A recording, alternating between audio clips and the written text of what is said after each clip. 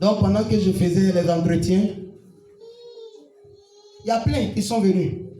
Quand la question tout simplement pour curiosité, tu t'es donné au Seigneur, ça fait combien de temps? Quand il me dit le temps, je me rends compte qu'en ce temps, je n'étais pas encore né. Lui, il était à la jeunesse dans l'église. Et c'est moi aujourd'hui qui viens maintenant encore l'encadrer.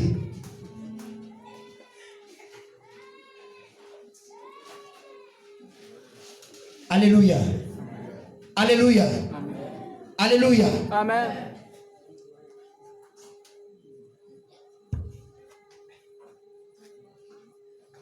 Bien-aimé, l'auteur du livre aux Hébreux, il a dit quoi?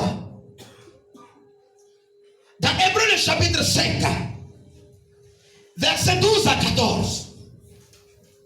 Il dit, moi je pensais que normalement avec le temps que vous avez passé avec le Seigneur, vous devez être maintenant des maîtres. Mais je me rends compte que vous en êtes encore à la nourriture des bébés, au lait. Parce que vous ne pouvez pas encore supporter la nourriture solide.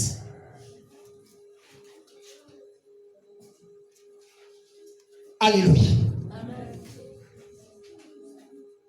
L'ouvrier, lui, il a fait quand même du chemin avec le Seigneur. Il a cerné les rudiments de la vie en Jésus. Il a un minimum d'expérience avec le Seigneur.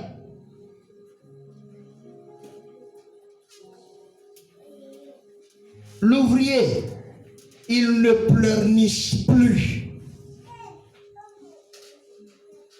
Alléluia. Alléluia. Amen. Chrétien, vous qui passez aujourd'hui, je n'ai pas eu telle chose, je n'ai pas eu telle chose. Et Seigneur, Seigneur. Ça, c'est être encore à l'état de manœuvre.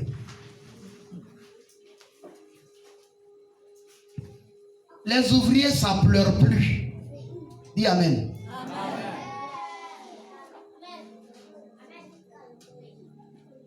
Les ouvriers, quand c'est dur, ils savent une chose. En dehors de Jésus, il n'y a plus rien de bon. Quand c'est dur, c'est présent devant le Seigneur. Seigneur, à faire là, voilà. Et puis entre eux, le Seigneur, ils échangent. Et quand ils sortent de cet échange-là, ils sont revigourés et ils avancent. Mais le manœuvre, dès qu'il y a un problème, pasteur, ton Jésus, là, ton église, là, voilà, moi je m'en vais. C'est que tu as encore manœuvre. Amen, amen. Les ouvriers affrontent des temps durs. Les ouvriers ne pleurnichent pas. Ils ne se découragent pas. Ils ne démissionnent pas. Ils ne murmurent pas.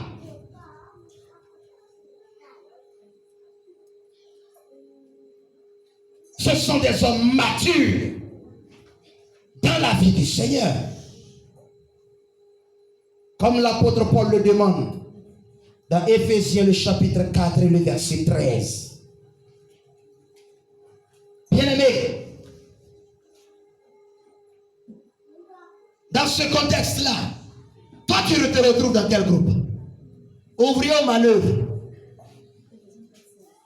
Tu réponds dans ton cœur là-bas, c'est entre toi et le Seigneur. Amen. Quelles sont les caractéristiques bibliques des ouvriers que le Seigneur recherche? Le maître recherche certaines caractéristiques dans la vie de ceux qui sont des ouvriers pour lui. Lisons 2 Timothée chapitre 2, le verset 15. 2 Timothée 2, 15.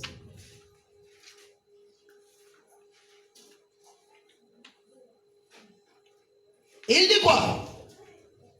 Efforce-toi de te présenter devant Dieu. Bien-aimé, tu as entendu quoi? Pour commencer la phrase, efforce-toi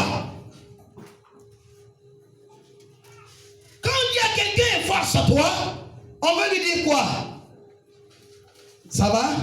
Ça va pas? Fais tout pour être devant Dieu. Ça, c'est les ouvriers, ça. C'est dur.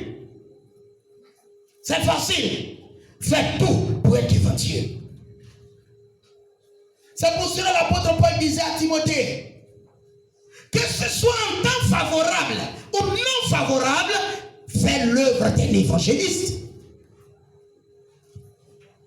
Alléluia. Parce que l'ouvrier, c'est dur comment? L'ouvrier, il est là, devant le Seigneur.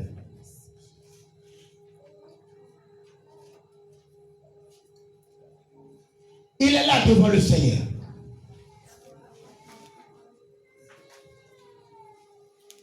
Efforce-toi.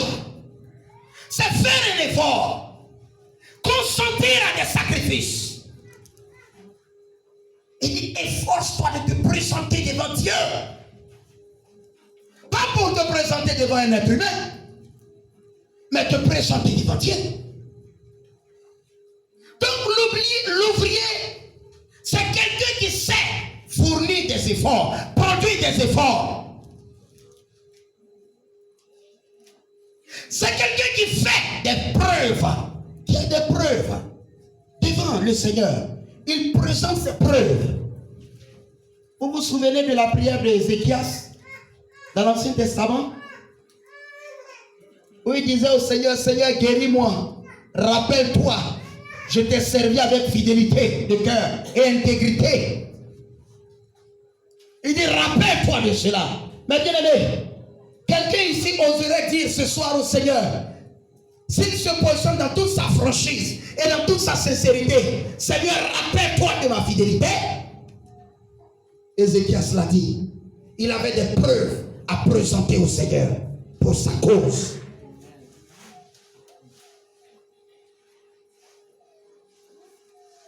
Il dit, comme un homme éprouvé, efforce-toi de présenter devant Dieu comme un homme éprouvé. Un homme éprouvé, c'est qui?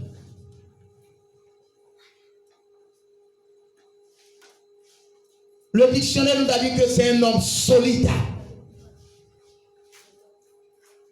C'est un homme digne d'approbation.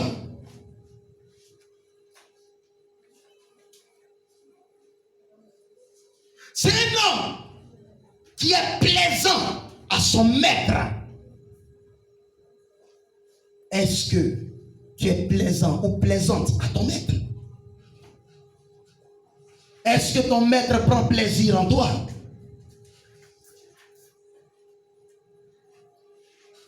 Il dit, efforce aussi de te présenter devant Dieu comme un ouvrier qui n'a pas à rougir. Qui n'a pas à rougir. Les vrais ouvriers n'ont pas à rougir.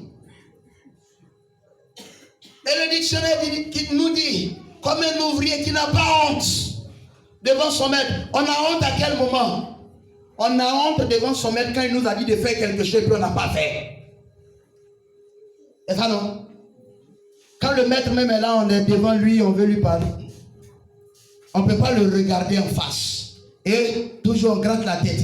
Seigneur, patron, c'est-à-dire, mais le c'est-à-dire là, on ne trouvera jamais quelque chose pour accrocher au bout. On veut créer des arguments.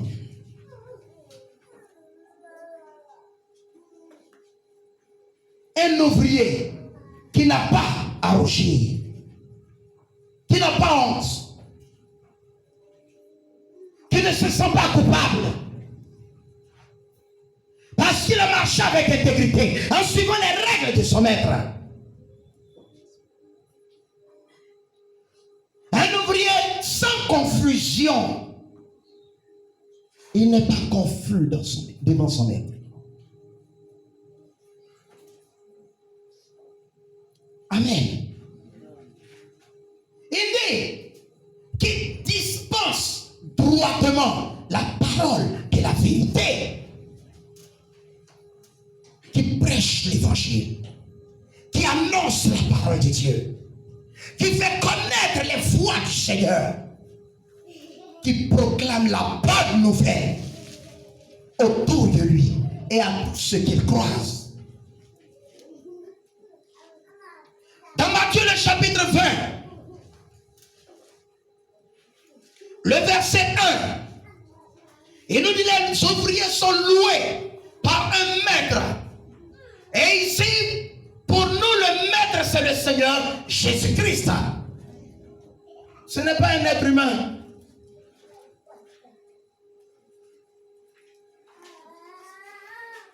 Souvent, quand c'est dit, c'est le passé, on regarde. Comme si c'est lui qui nous a engagés dans l'œuvre. Comme si c'est lui qui nous a loués. Non. Celui qu'on doit regarder là, c'est lui. Parce que chez le pasteur, quand ça chope là, lui aussi, il regarde en haut. Lui-même n'est qu'un ouvrier. Alléluia. Donc nous devons savoir que celui qui nous a engagés comme ouvriers, celui qui engage comme ouvrier, l'ouvrier véritable dans le Seigneur, doit reconnaître que c'est Jésus qui l'a engagé. Au verset 8, les ouvriers reçoivent un salaire de leur maître pour le travail accompli. Voilà pourquoi avant de commencer, j'ai posé la question à qui le Seigneur doit ici. Dieu merci, je n'ai pas eu de doigt pour me dire que le Seigneur devait à quelqu'un. Mais bien aimé, tous ceux qui s'engagent pleinement pour le Seigneur, pour les moissons du Seigneur, le Seigneur leur donne des salaires. Le Seigneur les rémunère. Le Seigneur les paye.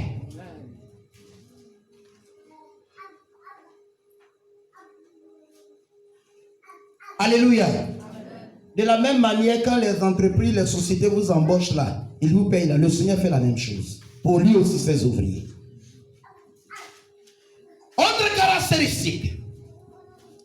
Dans 1 Roi 5, 18, les ouvriers doivent travailler pour leur maître. Ainsi, si nous nous réclamons ouvriers pour Jésus-Christ, nous devons travailler pour le Seigneur Jésus. Si nous travaillons pour autre personne ou pour autre chose, nous ne sommes plus ouvriers du Seigneur Jésus. Amen. 1 Roi 5, 18. Les ouvriers reçoivent une feuille de route de travail à accomplir. Ça peut être un profil de poste. Quand tu rentres là-bas, on te donne le profil de poste, on te dit bon, voilà ce que tu vas faire. C'est ça, non? Et puis on te donne aussi un contrat.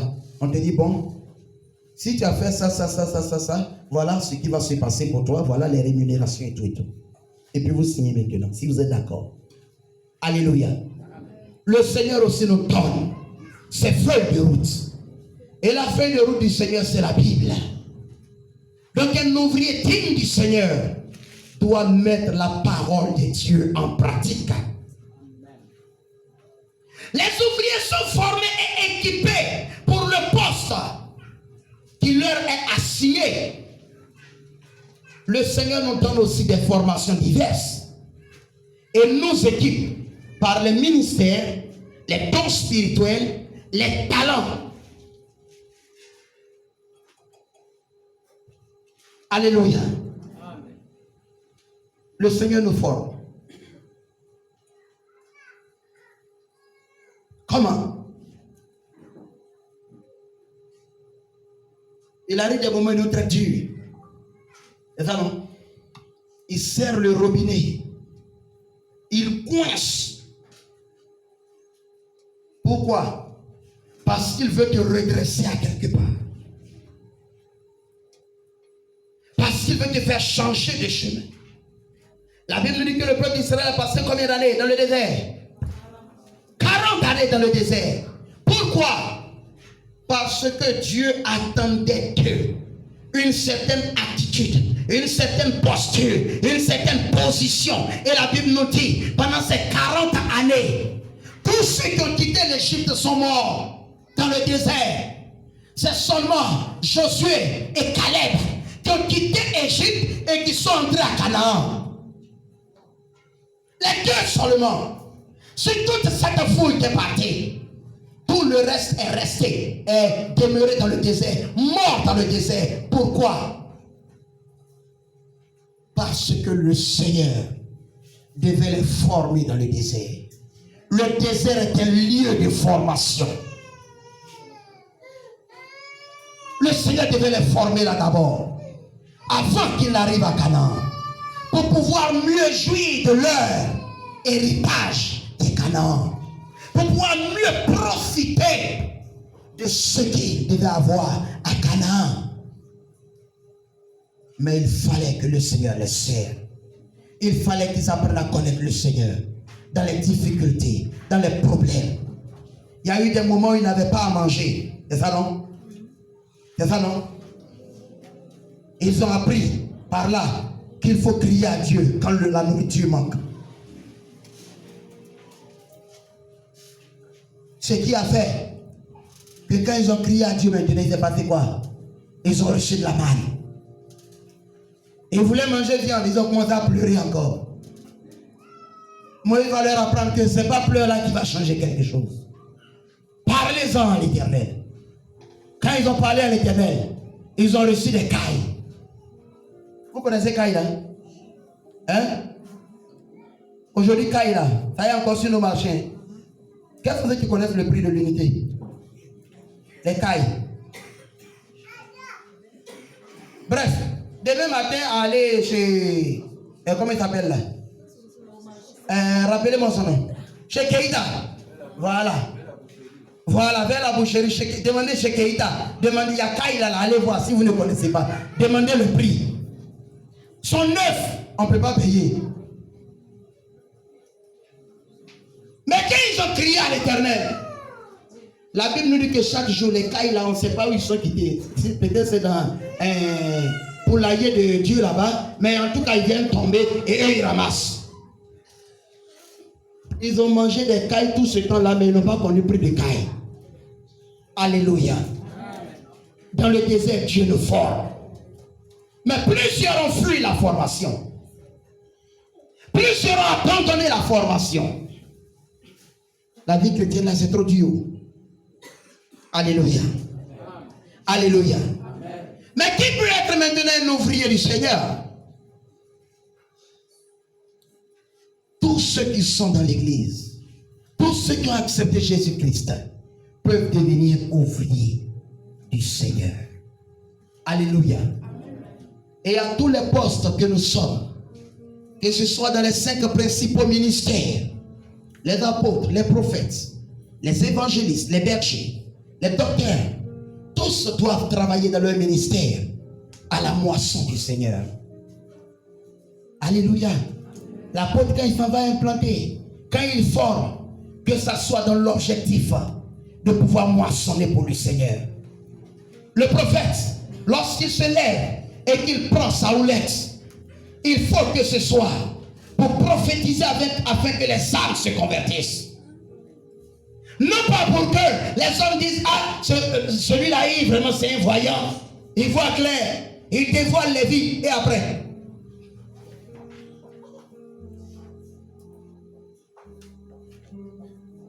Alléluia. Amen. Que tous les ministères, qui est évangéliste, bon, toi je n'ai pas besoin de te le dire, ou bien de te le dire encore.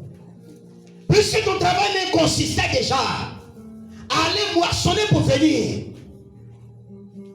dans le grenier du Seigneur.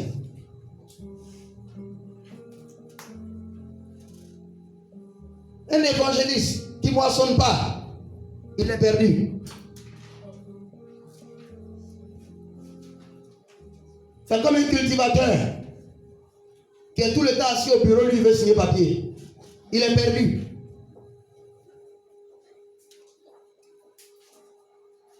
Les pasteurs, vous avez la première responsabilité de conserver la moisson qui vient dans le grenier. Mais il faudrait que vous le fassiez aussi dans l'optique de faire rentrer la moisson. Les docteurs, vous êtes inspirés pour décortiquer la pensée de Dieu. Mais il faudrait qu'en décortiquant la pensée de Dieu, tout votre objectif soit que la moisson du Seigneur soit récoltée et amenée où? Dans le grenier du Seigneur. Amen. Amen. Le groupe musical, que nous ne chantons pas pour dire que nous avons de belles voix, que nous ne jouons pas de nos instruments pour dire que nous maîtrisons l'instrument. Si tu maîtrises simplement l'instrument, on ne te glorifiera pas. Mais glorifie-toi plutôt de ce que toutes les fois où tu chantes, les hommes ne peuvent plus passer sur la route. Quand ils arrivent là, ils sont captés par ta voix. Ils sont captés par le son de ton instrument. À tel instant qu'ils viennent donner leur vie au Seigneur Jésus. J'ai encadré un enfant à l'école de dimanche du nom de Enoch. Cet enfant, ça fait plus de 20 ans, nous nous sommes séparés. Mais Enoch, je l'ai toujours à l'esprit. Voilà un petit dans l'église, on dit, tout ce qu'on dit on va faire, Enoch est assis là, tu ne vas pas le voir bouger. Mais quand on dit tam tam, Enoch ne va jamais laisser quelqu'un aussi battre. Et quand il prend le tambour, quand il commence à jouer, l'église était sur la route du marché. Tous ceux qui passent pour aller au marché, ils vont venir s'arrêter à la porte là, pour écouter. Quand on leur dit, mais il y a quoi? Et non, j'ai parti au marché. Mais en tout cas, le son de tam tam là, c'est tellement intéressant. C'est vrai qu'ils sont venus écouter. Et plusieurs ont connu Jésus parce que cet enfant-là jouait bien au tam tam. Oh, bien-aimé, quel que soit ce que tu fais dans la maison de Dieu, quel que soit ton poste dans la maison de Dieu, l'objectif final, c'est quoi? C'est d'amener la moisson du Seigneur dans son grenier. C'est d'amener les âmes qui ne connaissent pas Jésus à le découvrir, s'il vous plaît. Il est important, quel que soit ce que nous faisons, nous sommes anciens, nous sommes diacres, diaconesses, quoi d'autre? Nous sommes du mouvement des jeunes filles, mouvement des femmes. Et Cody, vous parlez de l'école le dimanche, moniteur, quoi encore? Service accueil et ordre. Je vous dis une chose, service accueil et ordre. Quand j'étais encore au CHU, comme garçon de salle, une fois j'ai reçu l'enfant d'un directeur de la santé, directeur régional de la santé, son fils, je l'ai reçu. 2 jours après, il y a mon infirmier qui m'a posé la question, mais tu as fait quoi? Au directeur. Chaque fois qu'on se croise, il demande après toi.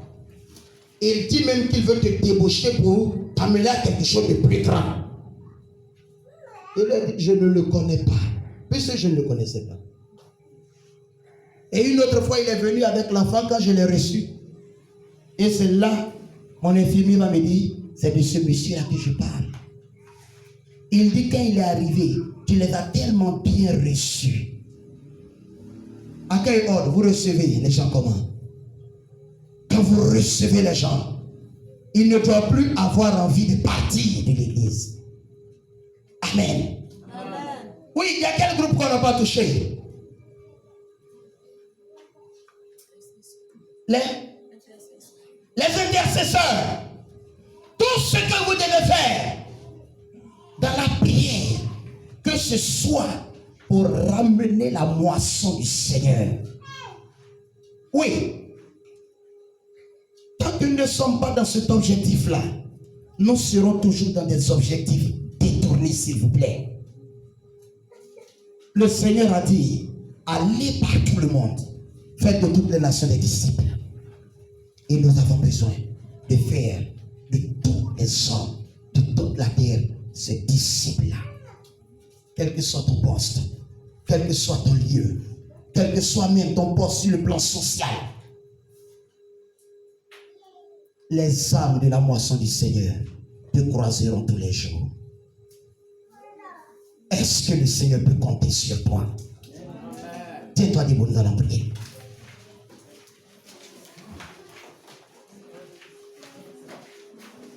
Pendant que tu es debout déjà, commence à remercier le Seigneur.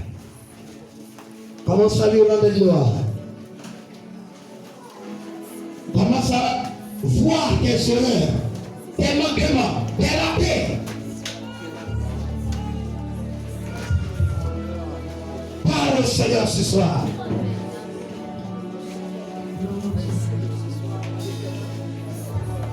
Parle au Seigneur ce soir.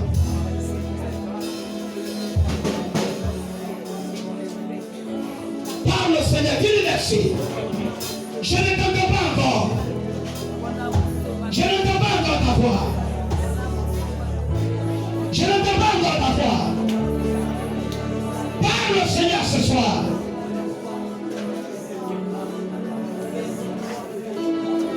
Je n'entends pas encore. Adresse-toi au Seigneur, Père de Dieu.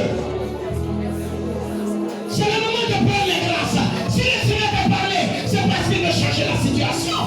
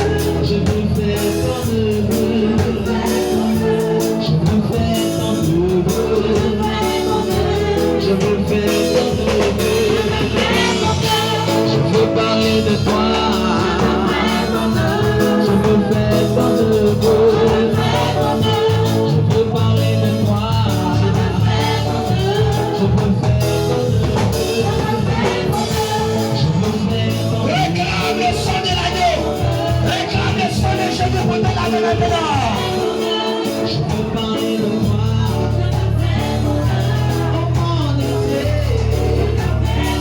La vie de Dieu est la solution.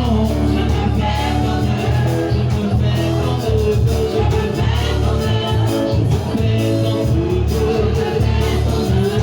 Je peux faire comme eux. Tout le monde veut faire comme eux. Proclamer ton nom. Je peux faire comme eux. Je peux faire comme eux. Je peux faire comme eux. Je veux faire comme eux. Je veux faire comme eux. Je veux faire comme eux.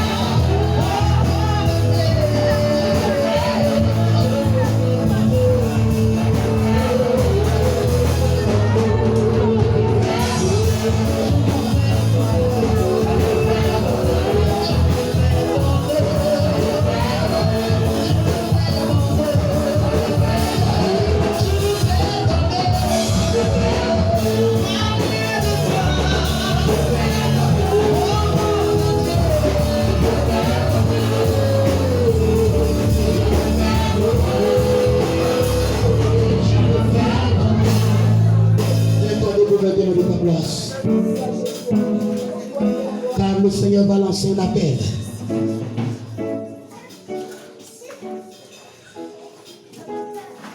Un appel va être lancé.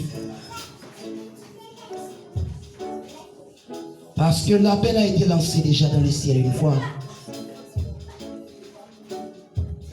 Et à cet appel, c'est le Seigneur Jésus seul qui a pu répondre. Mais ce soir, le Seigneur veut lancer l'appel pour toi. Dispose ton cœur. Dispose-toi. Pense à la mission. Pense à la mission.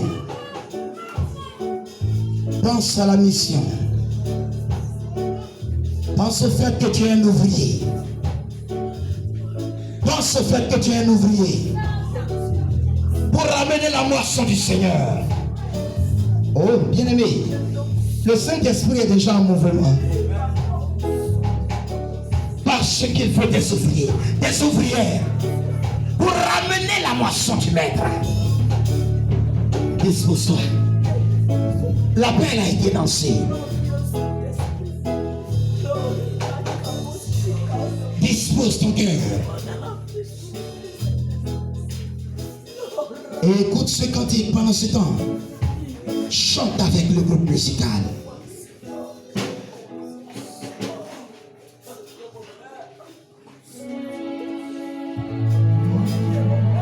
Ouvre ton cœur et dispose-toi.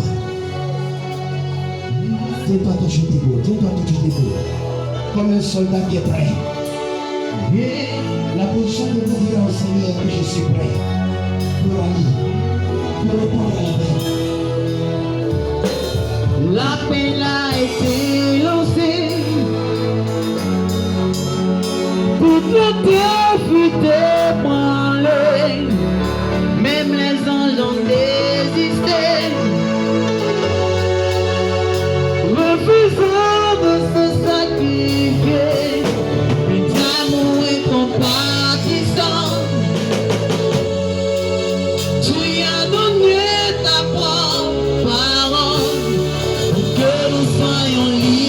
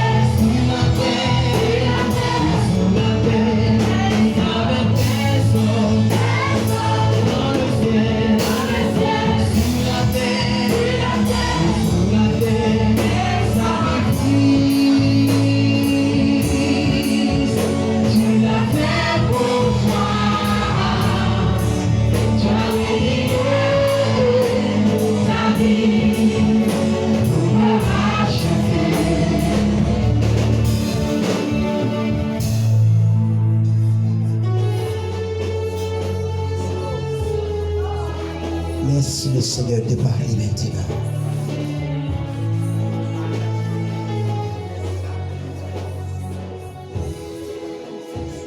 Le Seigneur lance un appel ce soir.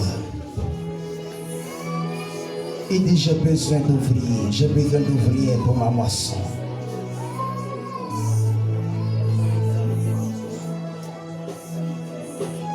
Seigneur, voici ton peuple devant toi. Il y en a des ouvriers, il y en a des ouvrières. Saint-Esprit, sélectionne ce soir des ouvriers, des ouvrières. La place est à toi. La place est à toi. La place est à toi.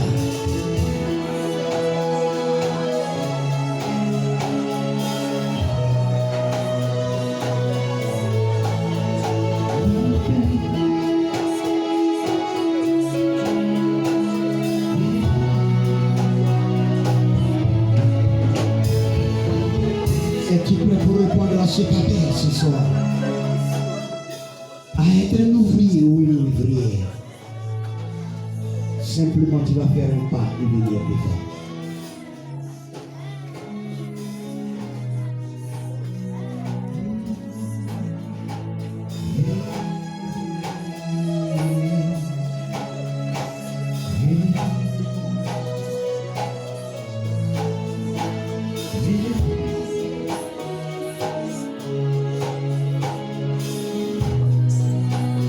Je ne relancerai pas l'appel pour une deuxième fois. Donc, dépêchez-vous.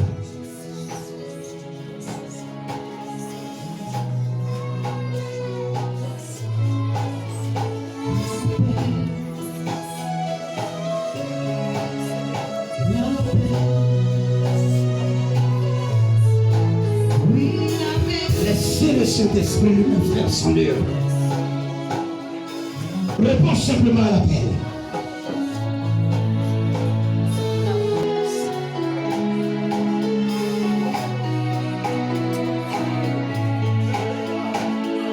Pendant que tu es venu dire, Seigneur, me voici, je suis venu répondre à l'appel. Je veux être un ouvrier, je veux être une ouvrière. Parle au Seigneur.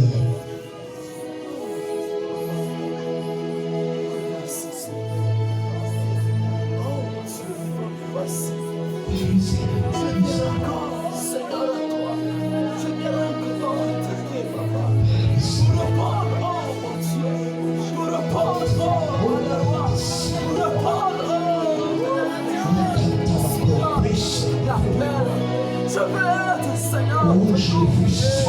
Je veux être papa l'ouvrier. Que toi, éternel Dieu, tu veux. Que toi, éternel Dieu, tu désires, Seigneur. Me voici, papa. Continue. Me voici, mon Dieu. Laissez son esprit travailler. Me voici, papa. Me voici, Seigneur. Je te l'ai déclaré, éternel Dieu, que si je vis, je ne vis pas pour moi, mais je vis pour toi, Seigneur. Je vis pour toi, papa. Oh, mon Dieu. Oh, mon Dieu. Oh, papa. Oh, papa. Continue de parler au Seigneur.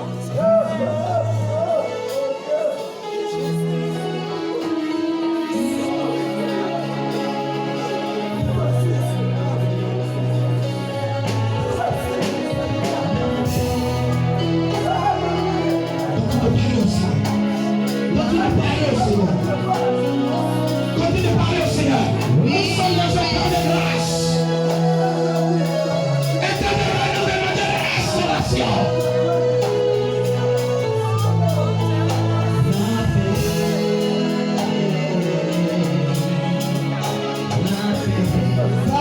Parle au Seigneur. Dis le Seigneur me voici ce soir.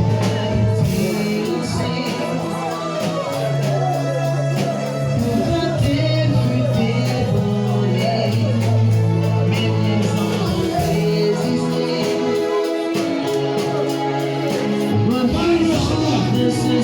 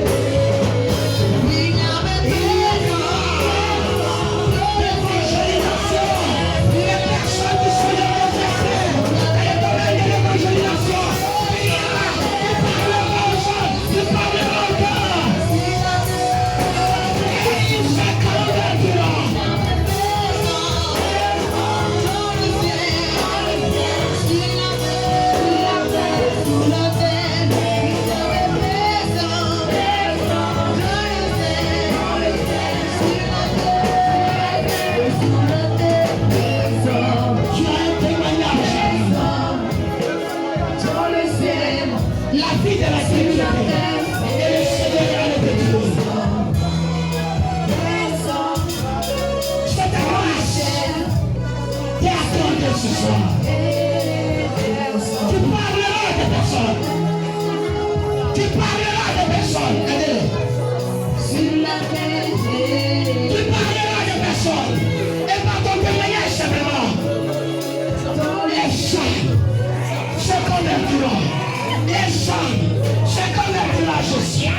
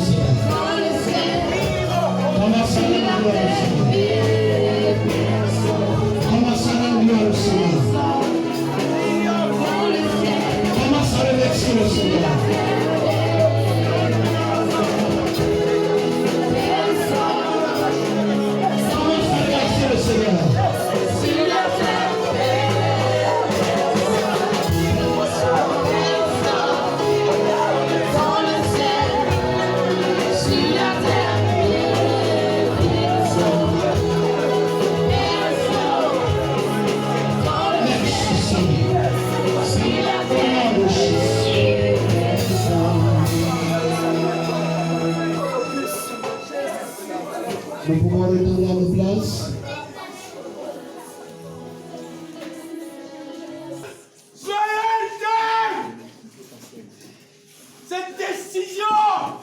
Regardez-moi, moi seul. Que votre regard soit tourné vers moi.